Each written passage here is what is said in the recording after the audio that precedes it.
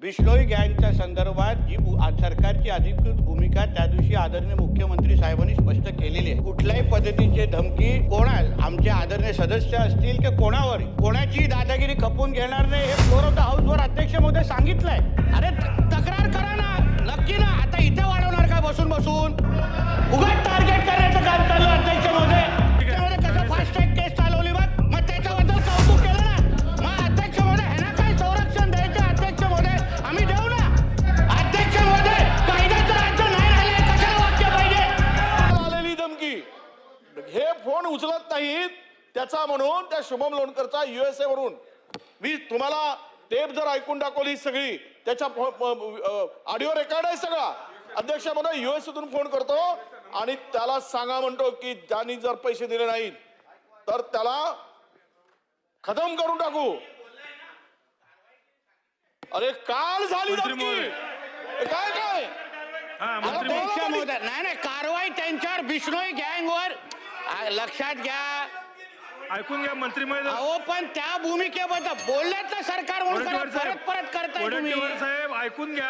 अहो अध्यक्ष महोदय बरोबर तुम्हाला संधी देतो। उद्या मंत्री महोदय अध्यक्ष महोदय अमीन भाई या बिश्नोई गँगच्या संदर्भात अध्यक्ष महोदय सन्माननीय सदस्य अध्यक्ष महोदय बसा अध्यक्ष सन्माननीय सदस्य कानजींना जी काय धमकी आली अध्यक्ष महोदय बिश्नोई गँगच्या संदर्भात जी सरकारची अधिकृत भूमिका त्या दिवशी आदरणीय मुख्यमंत्री साहेबांनी स्पष्ट केलेली आहे। कुठल्याही पद्धतीची धमकी कोणाला आमचे आदरणीय सदस्य असतील की कोणावर कोणाची दादागिरी खपून घेणार नाही हे फ्लोर ऑफ द हाऊसवर अध्यक्ष महोदय सांगितलंय। आणि म्हणून आदरणीय सदस्यांच्या बाबतीमध्ये जी काय त्यांची तक्रार आहे जी काय माहिती आहे त्यांनी द्यावी निश्चित।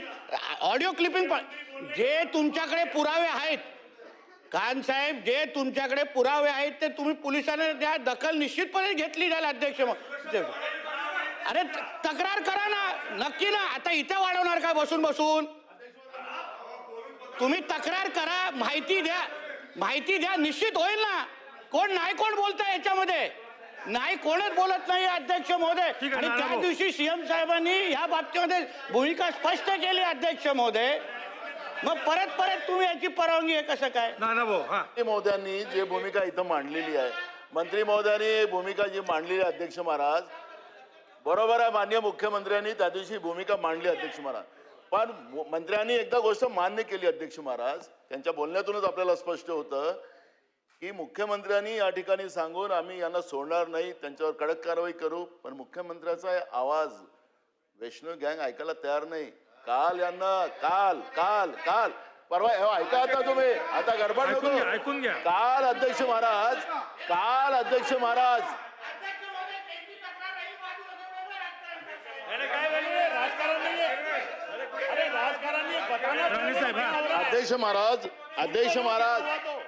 महाराज तक्रार करायची आमदार महोदयांना, त्यांची सुरक्षेची जबाबदारी आहे ना सरकारची अध्यक्ष महोदय।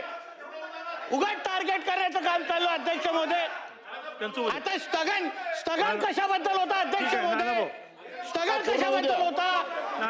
अध्यक्ष महाराज माझं पूर्ण होऊ द्या।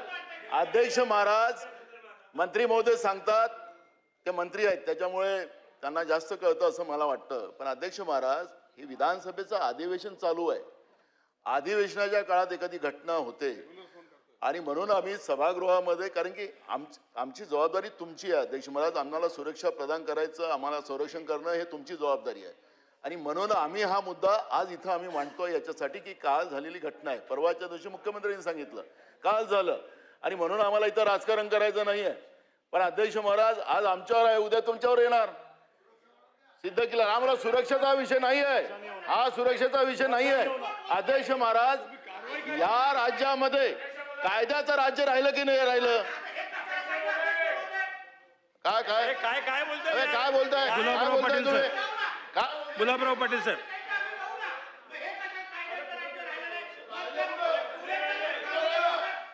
ठीक आहे। कसं फास्ट ट्रॅक केस चालवली बघ, मग त्याच्याबद्दल कौतुक केलं ना। मग अध्यक्ष महोदय ह्यांना काय संरक्षण द्यायचं? अध्यक्ष महोदय आम्ही देऊ ना। अध्यक्ष महोदय कायद्याचं राज्य नाही राहिलंय कशाला वाक्य पाहिजे? कायद्याचं राज्य झालं नाही हे कशा ह्यांना काय संरक्षण द्यायचं? अध्यक्ष महोदय आम्ही देऊ ना आमचं सरकार। माननीय